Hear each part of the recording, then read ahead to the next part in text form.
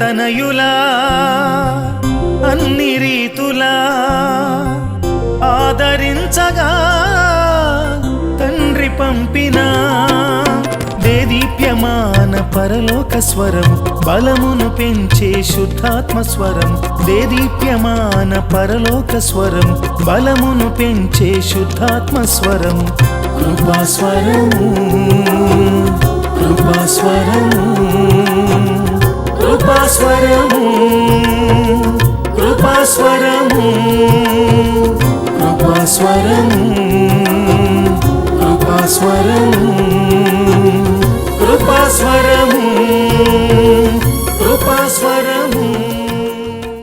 రండి, ప్రభువు చేయు అద్భుత కార్యములను చూడండి. జీసస్ గ్రేస్ టెంపుల్ వారి స్వస్థత ప్రార్థనలు. మీరు సమస్యలతో బాధపడుచున్నారా?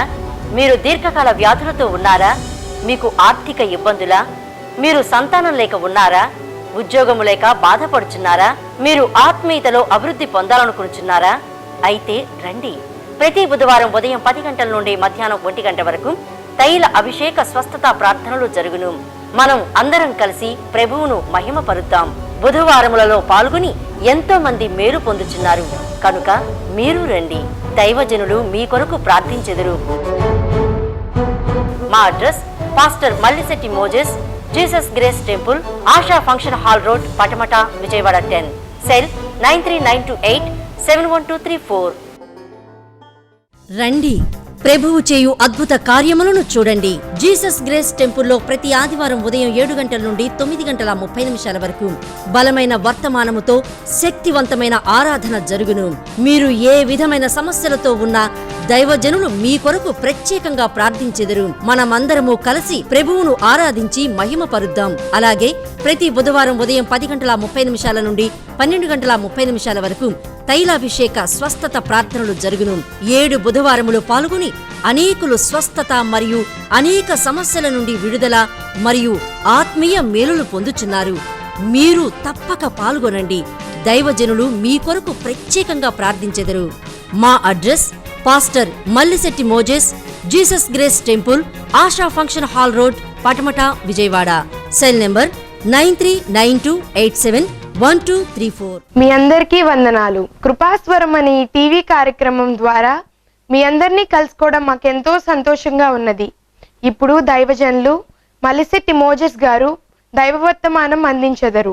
అందరూ విని ఆత్మీయ మేలులు పొందండి. కృపాస్వరం టీవీ ప్రేక్షకులైన మీ అందరికీ కూడా మా శుభములు తెలియజేస్తున్నాము. ఈ చక్కటి సమయములో పరిశుద్ధ గ్రంథములో నుండి పరమగీతములు 1వ అధ్యాయము 8వ వాక్యాన్ని చదువుకుందాము. ఇక్కడ వ్రాస్తున్నాడు, మందల యొక్క అడుగు జాడలను బట్టి నీవు పొమ్ము అని అంటున్నాడు సొలొమోను.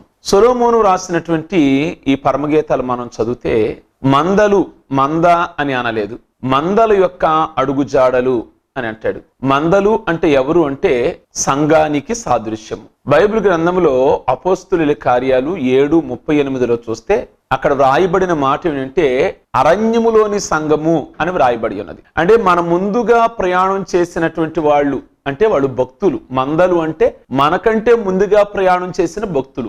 దానిని అపోస్తులుడైన పౌలు హెబ్రీ పత్రిక 12వ అధ్యాయము 1వ వచనంలో రాస్తూ ఏమంటాడు అంటే, ఇంత గొప్ప సాక్షి సమూహము మనలను ఆవరించి ఉన్నందున మన ముందు గొప్ప సాక్షి సమూహము ఉన్నది. ఎవరు ఆ సాక్షి సమూహము? సమూహములు ఎవరున్నారు? సమూహం అంటే గుంపు. ఆ గుంపులు ఎవరున్నారు? మనకంటే ముందుగా నడిచినటువంటి వాళ్ళు. వాళ్ళు పాత నిబంధన భక్తులు కావచ్చు, లేక క్రొత్త నిబంధనలో ఉన్నటువంటి అపోస్తులు కావచ్చు. వాళ్ళు మనకంటే ముందుగా ప్రయాణం చేశారు. కనుక ఇప్పుడు మనకి మందల యొక్క అడుగు జాడలను బట్టి నీవు పొమ్ము అంటే దాని అర్థం ఏంటంటే, మన కష్టకాలములో, మన సంతోష సమయములలో, మన బలహీన సమయాలలో ఎక్కడా కూడా నిరుత్సాహపడకుండా క్రైస్తవుడు ఏ సమయములో ఏ భక్తుడిని జ్ఞాపకం చేసుకోవాలో ఆ భక్తుడిని జ్ఞాపకం చేసుకోవాలి. బైబిల్లో అన్ని మార్గాలలో నడిచిన వాళ్ళు ఉన్నారు. కష్టాలలో నడిచిన వాళ్ళు ఉన్నారు, శోధనలో నడిచిన వారు ఉన్నారు, దేవుని మేలును పొందుకుంటూ కూడా కృతజ్ఞత కలిగి నడిచిన వాళ్ళు అనేకులు ఉన్నారు బైబిల్ గ్రంథంలో. కనుక ఈరోజు చాలా మంది భక్తులు ఎందుకు పడిపోతున్నారు అంటే, భక్తుల గురించి చదవక, భక్తుల గురించి వినక, భక్తుల గురించి ధ్యానం చేయక, ప్రియమైన దేవుని బిడ్డలారా, ఒక యోసేపు జీవితాన్ని మనం జ్ఞాపకం చేసుకుందాం. యోసేపు ఈనాటి తరం వారందరికీ కూడా యవనస్తులకి ఆదర్శంగా ఉన్నాడు. ఏ విధంగా ఆదర్శంగా ఉన్నాడు అంటే, యోసేపు అమ్మివేయబడ్డాడు. అన్నల చేత అతను ఈజిప్ట్ దేశానికి అమ్మివేయబడతాడు. అమ్మివేయబడిన తర్వాత నాన్నకి ఎంతో ప్రియమైనటువంటి పుత్రుడు యోసేపు. వాళ్ళ నాన్న మిక్కిలి మిక్కటంగా ప్రేమించినవాడు. ఈ రోజు యోసేపు అనేకమైన కష్టాలలో ఉన్నాడు, అనేకమైన వేదనలో ఉన్నాడు. ఏమిటి ఆయన పరిస్థితి అంటే, పరాయి దేశంలో మరి అతను ఒక దాసుడుగా అమ్ముడుపోయాడు. అనగా అక్కడ బానిస అని చెప్పాలి. అనగా బానిస వస్త్రాలు వేశారు. ఏనాడు అటువంటి వస్త్రాలు వేసిన వాడు కాదు యోసేపు. మరి ఎలాంటి వస్త్రాలు వేసిన వాడు? బైబిల్లో మనం చూస్తే యోసేపు కట యాకోబు తన కుమారులందరికంటే కూడా విచిత్రమైన అంగీలు కుట్టించేవాడు, రంగురంగుల వస్త్రాలను కుట్టించేవాడు. కానీ ఈ రోజున రంగురంగు వస్త్రాలు లేవు యోసేపుకి. మరి ఏ వస్త్రాలు వచ్చినాయి యోసేపుకి అంటే, మరి ఒక బానిస వస్త్రాన్ని ధరించుకున్నాడు. అనగా ప్రియ దేవుని బిడలారా, అతను దాసుడుగా అమ్ముడిపోయాడు. ఆ టైంలో తండ్రి ప్రేమకు దూరం అయిపోయాడు. అన్నలు కూడా లేరు. తన ముఖ పరిచయం ఉన్న వాళ్ళు కూడా దేశంలో ఎవ్వరూ కూడా యోసేపుకి అక్కడ లేరు. మరి ఆ టైంలో యోసేపుని ప్రేమించేవారు ఎవరైనా ఉన్నారంటే, ఒక వ్యక్తి ఉంది యోసేపును ప్రేమించే వ్యక్తి. ఎవరు అంటే, ఫరో యొక్క భార్య. ఫరో భార్య యోసేపుని ఎంతగానో ప్రేమించింది. కానీ అది మంచి ప్రేమ కాదు. కేవలము తన మాట వినాలని, తన కామపు కోరిక తీర్చాలని ఫరో భార్య యోసేపు మీద ఒత్తిడి తీసుకొస్తుంది.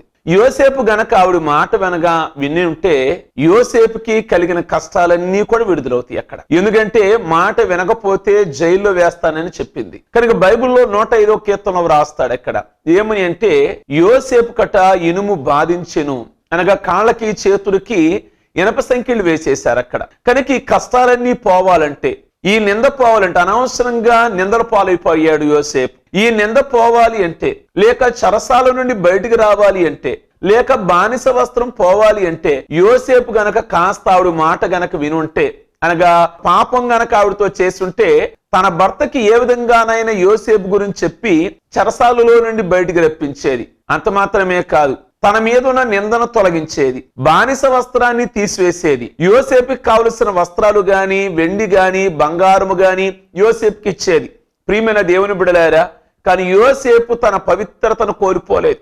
యోసేపు అడుగు జాడలు మీకేం తెలియజేస్తున్నాయి ఈ రోజున అని వాక్యాన్ని మనం జ్ఞాపకం చేసుకుంటే, యోసేపు యొక్క అడుగు జాడలను బట్టి ఈ రోజు యవనస్తులు వెళ్ళాలి. ఎందుకనగా తాత్కాలికమైన సుఖాల వైపు యోసేపు చూడలేదు. ఒకవేళ యోసేపు గనక తాత్కాలికమైన సుఖాల వైపు గనక కావాలి అనుకుంటే, ఈ రోజున కావలసింది అదే కదా. అనేక మంది యవనస్తులకి, అనేక మంది కుర్రోళ్ళకి కావలసింది ఏమిటంటే, లగ్జరీగా జీవించాలి, వెండి బంగారము లేక ఏదైనా గాని కలిగి జీవించాలి. మరి ఆ తరములో యోసేపు ఉన్నాడు. యోసేపు గనక తప్పు చేసినట్లయితే, ఆ సమయంలో అక్కడ ఒక దైవజనుడు లేడు గద్దించడానికి, ఒక పరిశుద్ధ గ్రంథం లేదు ఈజిప్టు దేశంలో, ఒక సమాజ మందిరము లేక ఒక దేవాలయం లేదు, నాన్న లేడు, అన్నలు లేరు, పెద్దలు ఎవరూ కూడా లేరు. ఒకసారి ఏదో పాపం చేసేసి ఒక 7 పర్యాయాలు క్షమించమని ప్రార్థన చేస్తే దేవుడు క్షమించేవాడేమో. కానీ యోసేపు నడిచిన అడుగు జాడలను గనక మనం జ్ఞాపకం చేసుకుంటే, యోసేపు పవిత్రతను కలిగిన వాడు.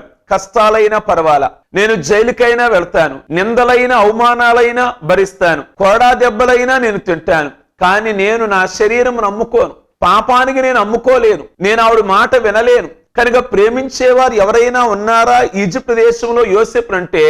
ఫరో యొక్క భార్య. కానీ ఆ ప్రేమ చూస్తేనేమో శరీర సంబంధమైనటువంటి ప్రేమగా కనబడుతుంది.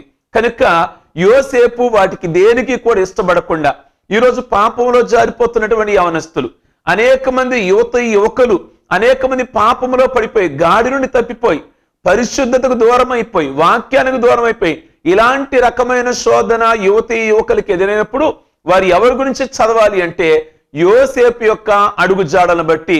సొలొమోను అన్నాడు, మందల యొక్క అడుగు జాడలను బట్టి నీవు పొమ్ము అని అన్నాడు. ఏమిటి ఆ మందలు అని అంటే, మనం ముందుగా నడిచినటువంటి భక్తులయ్యున్నారు, మనకంటే ముందుగా వెళ్ళినటువంటి వారు. అబ్రహాము మనకు ఎక్కడ ఉన్నాడు అంటే, మందలో అడుగుజాడలు కనబడుతున్నాయి. ఏమిటి అబ్రహాము గురించి ఏం సెలవిస్తుంది బైబిల్ గ్రంథం అంటే, ఈ రోజున చాలా మంది ఏమంటారు అంటే, నూతనంగా రక్షించబడిన వారు, ప్రార్థనకు వస్తున్న వాళ్ళు అనే మాట అంటే, మాలో ఎవరూ లేరండి ప్రార్థనకు రావడానికి, మరి మేమే అందుకనే వచ్చి ఎందుకు ఆగిపోయారు అంటే, మా బంధువులు ఒత్తిడులండి, మా స్నేహితులండి, మా కులములో, మా మతములో, మా రంగులో, మా భాషలో, మా ప్రాంతములో, మా వీధిలో, మా ముందు వెనక ఎవరూ లేరండి ప్రార్థన చేసేవాళ్ళు. మేము ఒక్కడమే రాలేకపోతున్నాం. ఆనాడు నేను మీకు జ్ఞాపకం చేస్తున్నా, అబ్రహాము తన జీవితంలో తన ముందు గాని, తన ముందు తరములో గాని, తన తర్వాత బంధువులలో గాని మరి ప్రార్థన చేసేవారు లేరు. అలాంటి సమయంలో వారి దేశంలో, మెసొపొతేమియా దేశంలో గాని, వారి ప్రాంతంలో గాని, వాళ్ళ కుటుంబంలో గాని, తన భార్య వైపు వాడు గాని, తన భర్త అబ్రహాము వైపు గాని, తన తండ్రి వైపు గాని ఎవ్వరు ప్రార్థన చేసేవాళ్ళు లేరు. కానీ ఆ టైంలో దేవుడు మాట్లాడాడు అబ్రహాముతో. నేను చూపించే దేశానికి వెళ్ళాలి అని దేవుడు అబ్రహాముతో మాట్లాడగా, అబ్రహాము దేవుని నిర్ణయానికి, దేవుని మాటకు లోబడి ప్రయాణం చేయడానికి ముందుకు వెళ్ళాడు. ఈ రోజున ఒకవేళ నీకు అటువంటి ఆటుపోటులు గనక ఎదురవుతున్నట్లయితే, అలాంటి శోధనలు గనక ఎదురవుతున్నట్లయితే, మాలో ఎవ్వరూ లేరండి, మమ్మల్ని హేళన చేస్తున్నారు అంటే, ఆనాడు అబ్రహాము జీవితంలో ఈ రోజు నీకు ఏది ఎదురయ్యిందో నీవే ప్రారంభము అని అనుకోమాకు. నీకంటే ముందుగా నడిచిన వారు ఉన్నారు, విగ్రహారాధన ఫ్యామిలీ నుండి బయటకు వచ్చిన వాళ్ళు ఉన్నారు, దేవుని యొక్క పిలుపు మేరకు ప్రయాణం చేసిన వాళ్ళు ఉన్నారు, వాగ్దానములను స్వతంత్రించుకున్నారు. కనుక మంద యొక్క అడుగు జాడలు కనబడుతున్నాయి. ఎవరికి ఏది అవసరమో, ఏ సమస్య వచ్చిందో ఆ సమస్యలో ఆ గుంపులో ఉన్న భక్తుడిని వెతుక్కోవాలి. పౌలు మాటకు వస్తే ఏమన్నాడు అంటే, అదిగో గొప్ప సాక్షి సమూహము, వాళ్ళు ఎన్నో నిందలు పడి, ఎన్నో అవమానాలు పడి, ఎన్నో కష్టాలు పొంది వాళ్ళు మనకంటే ముందుగా ప్రయాణం చేసి పరలోకానికి చేరిన వాళ్ళు. ఈ రోజు వాళ్ళు మనకు పైనుండి మనకు కనబడుతున్నారు. కనుక నీకు ఏ కష్టము కలిగినా గాని ఆ భక్తును జ్ఞాపకం చేసుకోవాలి. యాకోబు జీవితాన్ని మనం జ్ఞాపకం చేసుకుంటే అతని అడుగు జాడులు మనకి ఏం తెలియజేస్తున్నాయి అని మనము ధ్యానం చేస్తే, యాకోబు ఒక రోజున ఎబ్బోకురేవు దగ్గర ప్రార్థన చేస్తూ ఉంటాడు. అనగా తన మామగారింటి కాడి నుంచి వస్తున్నాడు. 21 సంవత్సరాలు ఆగిన తర్వాత యాకోబు వస్తున్నాడు. వస్తూ ఆ ఎబ్బోకురేవు దగ్గర ప్రార్థన చేస్తున్నాడు. ఏమని ప్రార్థిస్తున్నాడు అంటే, ప్రభువా నీవు నన్ను నిశ్చయముగా ఆశీర్వదించాలి అని అంటాడు. ఈరోజు యాకోబు గురించి ధ్యానం చేస్తే, యాకోబు నడిచిన అడుగులు మనకేం తెలియజేస్తున్నాయి అంటే, యాకోబు అన్నీ కలిగిన వాడుగా ప్రార్థనలోకి వచ్చాడు. ఆ టైంలో అక్కడ ప్రార్థన చేసే సమయానికి నీవు నన్ను నిశ్చయముగా ఆశీర్వదించాలి అంటాడు. ఏమి ఆశీర్వదించాలి? యాకోబు జీవితంలో ఏది కొరతగా ఉన్నది, ఏది లోటుగా ఉన్నది? వివాహము కానివాడిని ప్రార్థన చేస్తున్నాడా? ఆల్రెడీ వివాహం అయింది యాకోబుకి. మరి ఏమైనా పిల్లలు లేక నన్ను నిశ్చయముగా దీవించాలి అని ప్రార్థనలో కూర్చున్నాడా అంటే లేదు. ఆల్రెడీ పిల్లలు కలిగిన వారుగా ఉన్నారు. యాకోబుకి పిల్లలు ఉన్నారు, కుమారులు ఉన్నారు, కుమార్తె ఉన్నది. మరి ఏమైనా తన జీవితంలో స్థిరపడలేకపోయాడా వ్యాపార రీత్యా అంటే? ఆల్రెడీ వ్యాపారం అనగా పశు సంపద కలిగిన వాడు, వేల పశువులు కలిగిన వాడు. అలాగే పనివాళ్లు కూడా ఉన్నారు, అనగా పనివాళ్లు ఉన్నారు, అలాగే పశువులు ఉన్నాయి, అలాగే భార్యలు ఉన్నారు, లేయా రాహేలు, అలాగే వారిద్దరు దాసీలు జెల్ఫా బిల్హా ఉన్నారు, 4 భార్యల దాకా ఉన్నారు, అలాగే పనివాళ్ళు ఉన్నారు, పిల్లలున్నారు. మరి ఏం చెయ్యాలి? నిశ్చయముగా దీవించాలి అని అంటున్నాడు. కనుక ఈ దేనికి చేస్తున్నాడు యాకోబు ఈ విధమైన ప్రార్థన అని అంటే, 21 సంవత్సరాల క్రితం తన అన్నకి తినకి సమాధానమును పోయింది. తన అన్న ఏశావు యాకోబును చంపాలి అని అనుకుంటాడు. ఆ దెబ్బతో యాకోబు పారిపోయాడు మేనమామ దగ్గరికి. ఇప్పుడు 21 సంవత్సరాల తరువాత మేనమామ దగ్గర నుంచి వస్తున్నాడు. నన్న ఆ రోజు కత్తి పట్టుకున్నాడు కదా, మరి అదే కత్తితో నన్ను ఈ రోజును ఎదుర్కొంటాడా, చంపేస్తాడా? ఆ రోజు నేను ఒంటరివాడిగా ఉన్నాను, ఈరోజు భార్య పిల్లలు కలిగిన వాడిగా ఉన్నాను, పశువులు కలిగిన వాడిగా ఉన్నాను. ఈ ఆస్తంతా ఏమైపోద్ది నేను చచ్చిపోతే? నన్నగనగ నన్ను చంపేస్తే ఈ ఆస్తంతా కూడా ఎవరిదైపోతుంది? యాకోబులో ఉన్నటువంటి భయం.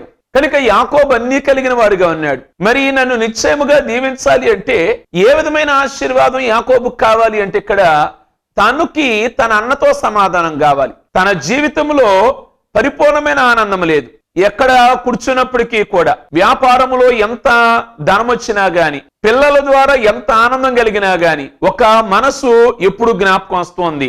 ఏమిటండి? భయం. నాన్న చేతిలో నేను అయిపోతానేమోనని. నిజమే, కొన్ని సందర్భాలలో మనకు ఆనందమైనటువంటి రోజుల్లో కూడా ఏదైనా దుఃఖకరమైనది ఉన్నట్లయితే ఆ ఆనంద టైంలో కూడా అది ఒక ప్రశ్నగా మిగిలిపోద్ది. ఏంటి ఆ పరిస్థితి అని. కనుక యాకోబు జీవితంలో దేవుని సన్నిధిలో ప్రార్థన చేస్తున్నాడు. నాకు నిజమైన ఆనందం లేదు.